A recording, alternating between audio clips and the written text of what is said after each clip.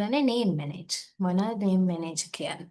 අපි එක range එකක් හඳුන්වලා දෙනවා එක යම්කිසි නමකින් ඊට පස්සේ ඒක අපි සේව් කරගන්නවා ඒ විදිහට වෙන තැනකින් අපි මොකද කරන්නේ? කොපි පේස්ට් එකක් තමයි. ඒ උනට අපි එතන හැමතිස්සෙම කොපි පේස්ට් අර කොනේ ඉඳන් මේ පැත්තට කොපි පේස්ට් කරන්න බැහැනේ. ඉන්න මම ඔයාලට කියලා දෙන්න. කොහොමද ඒක කරන්නේ කියලා. දැන් හිතන්නකෝ මෙතන x y z and a b c ඕනම් දෙකක් තියෙනවා. මෙහෙම අපි දැන් කරන්නේ මෙහෙම වැඩ.